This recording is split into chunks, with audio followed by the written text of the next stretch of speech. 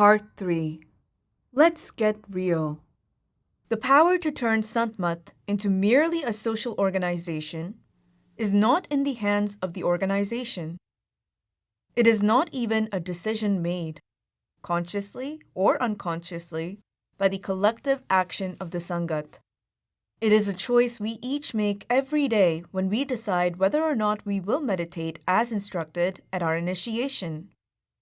The question is not out there, but very much in here. It is our decision, a decision for each one of us. Let's go beyond comforting concepts. Let's wake from these dreams and illusions.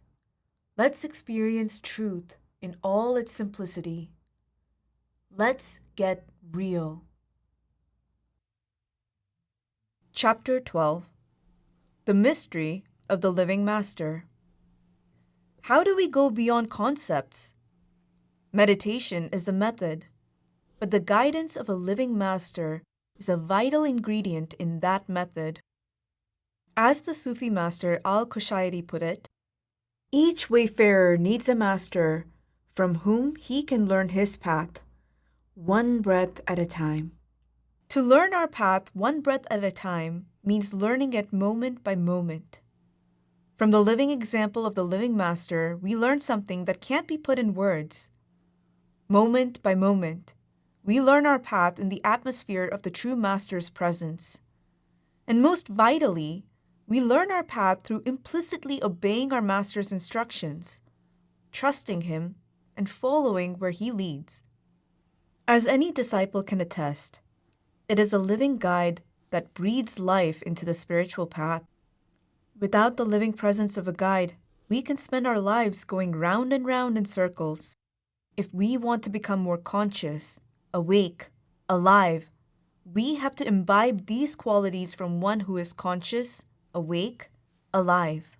Swamiji points out that all the creation can be divided into that which is Chaitanya, alive, alert, awake, conscious, and that which is Jada, inert, dead, unconscious.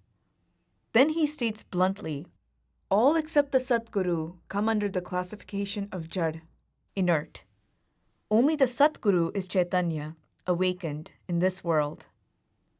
It is a true master alone who can give humanity its true wake-up call. Our beloved master, who is he? Is the master God?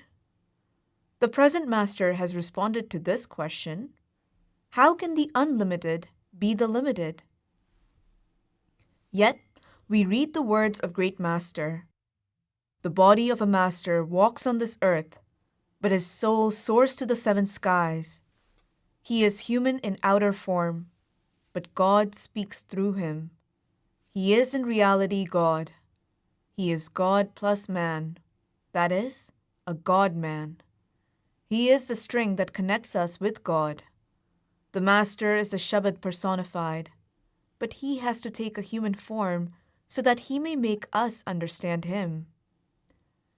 The present master, the master of our own times, emphasizes that the true guru is a Shabad. The physical body of the master is short-lived and finite. How, the present master asks, can that be God? Can God be limited to, defined by, and imprisoned within a human body? The real master-disciple relationship, he stresses, is on the inside. This is his constant emphasis. The Shabad is a real master, and we become a real disciple when our attention is attuned to the Shabad within. Yet, we are fond of quoting the many poems and hymns by saints in the Bhakti tradition, as well as the letters and satsangs from masters in the Radha Soami lineage, saying the master is God. We even delight in the perplexing statement that the master is greater than God. We are thrilled, inspired, and awestruck by such statements. This must be the greatest paradox of all paradoxes for any disciple. The present master explains that the sole purpose of the physical outer master is to guide us to the real master on the inside, the Shabad. From our limited perspective, we go on struggling to understand. We want clear answers. Is he God or isn't he? When we see him during darshan or hear him giving satsang, are we seeing and hearing a mere human being? The present master says emphatically that there is nothing mere about being human. He says we all have the God particle in us. That is our unique privilege as human beings. We all have the potential to realize God. He says that spirituality is given to all of us in equal measure. It's just a matter of realization. When asked if he could describe himself in a single word, he said, Sevadar. Can we draw benefit from the present master's emphasis? We like the concept that the master is God. Yet, we do have to recognize that it is a concept, a rough approximation of a reality we are not yet equipped to understand. The fact is that we don't have a clue who or what God is. So until we have a direct experience of the divine, what difference will it make to the practice we have committed to do if we claim the master is or is not God? The master is God is a concept. The master is not God is a concept. The master is sort of God and sort of not God is a concept. We have to go beyond concepts. The relationship of God to the master is, for us, a mystery. Do we want to know the nature of the master? We will have to go to a higher level of consciousness. Do we want to know the nature of God? We will have to go to a higher level. There is no alternative. Clinging to a concept and making it an article of faith will not help. Hanging on with a tight grip to an illusion will never help us to grow spiritually. We have no choice. There is only one way. The present master often tells us that our parameters are too narrow. We need to open our parameters wider. From our narrow, confined perspective on life, we need to see the bigger picture. So we have to take the steps that will reveal the reality. Trust. The spiritual reality the master points us toward may be beyond our experience, and therefore just a set of concepts for us. We do, however, have some experience of the master. We know something about what we feel in his presence, something about the atmosphere that surrounds him.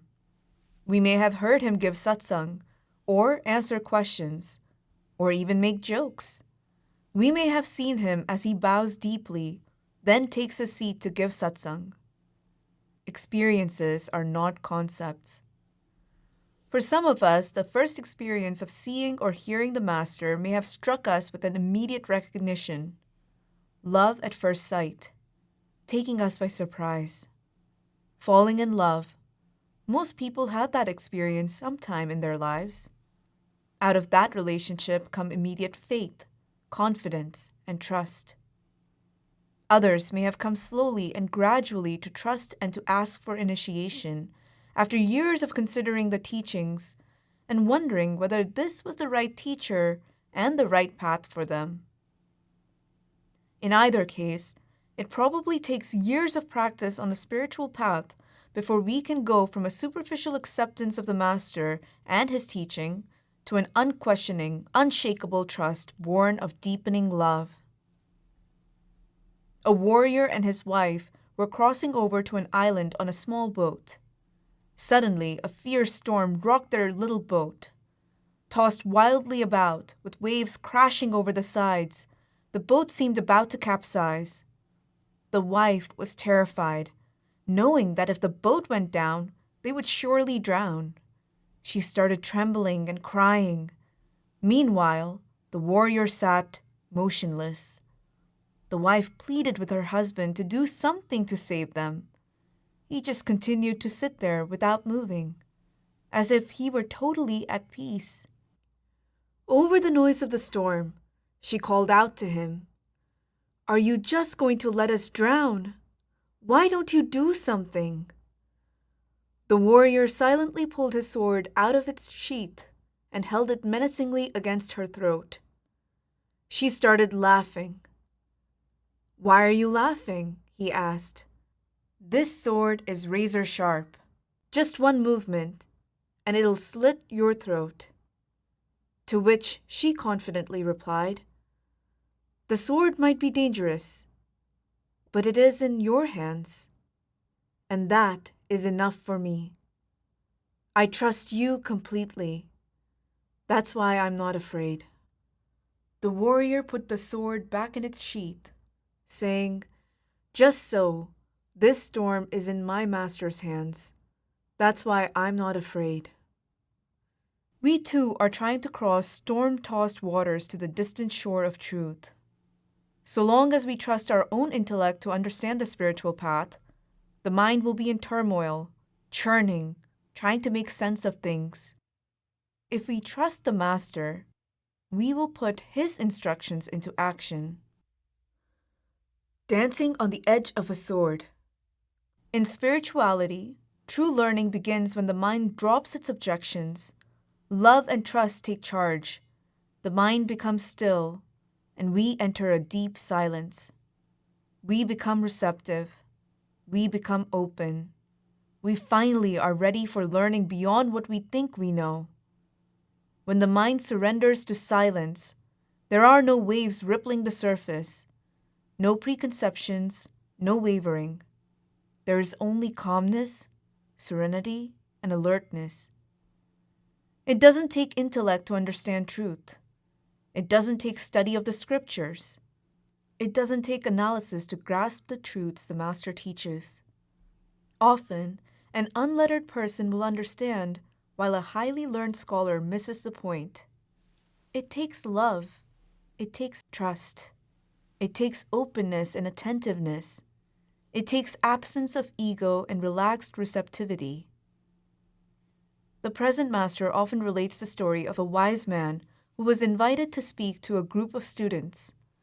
He arrived and asked the assembled students whether they knew what he was going to talk about. They all said, "Yes." And the wise man said, "Well, if you already know what I'm going to talk about, then there is no point in my saying it." And he left.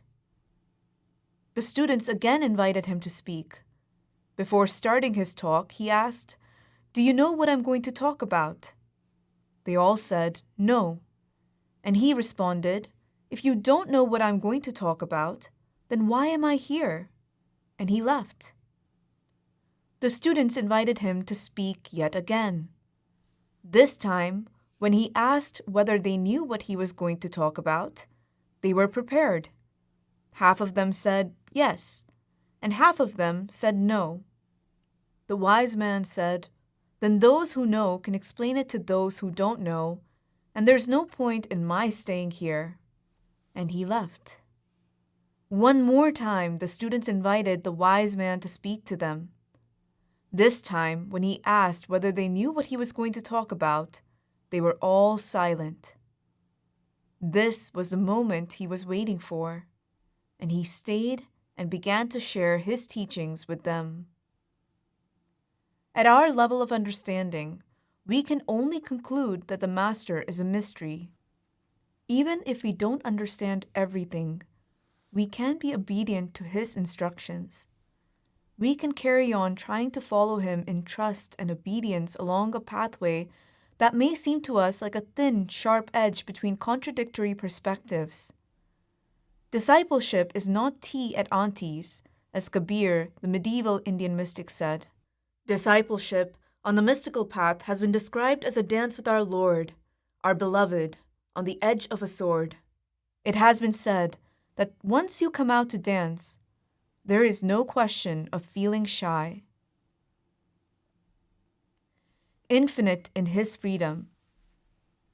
Jewish spiritual masters have been described as infinite or outstanding in their freedom, an expression that can easily be applied to perfect masters of all times. The Master is infinitely free to traverse the higher realms of creation. He is infinitely free to live in the lower and intermediary worlds. He is infinitely free to interpret Scripture according to his own experience. He is infinitely free in how he gives his teachings. He is infinitely free in how he reaches the people and gets through to them. He may give discourses, sing, recite poems, dance, make jokes, or remain silent. If we think we can predict what a master will do or say, we are mistaken. We are limited. We do not yet have access to his world of oneness. If we think a master should be serious, he will joke and tease. If we think a master should follow the traditions of the past, he will break with tradition. A master is not caged in the confines of our ways of thinking. He is not programmed. He is free, infinitely free, and full of surprises. Sometimes, a master may wake us up by deliberately behaving in ways that shock us. There is a story of a master who was walking through the marketplace with a group of his disciples. A pretty girl walked by, and the master said, "Oh, the Lord is beautiful," and kissed the girl. Each of the disciples copied him, reverently repeating, "Oh, the Lord is beautiful," as they kissed the girl. Next, they passed a blacksmith shop, where the blacksmith was hammering a glowing, red-hot piece of iron on the anvil. The master cried out, "Oh, the Lord is beautiful," and kissed the red-hot iron. None of the disciples followed suit. Though they held back, they did not miss the lesson in the master's strange actions. Everything is the Lord's, and the Lord pervades everything. His beauty shines forth in everything. Without the living guidance of a master, seekers would remain stuck in philosophical speculation. We could spend our whole lives in metaphysical discussions or engaged in ascetic practices that punish the body, but leave the mind untouched. Even the most ardent seeker after truth would go round and round in a circle defined by the limitations of his own perspective and experience. But if we follow a living master, put our trust in him, act on his instructions, and follow him where he leads, we can break free. The highest seva is meditation.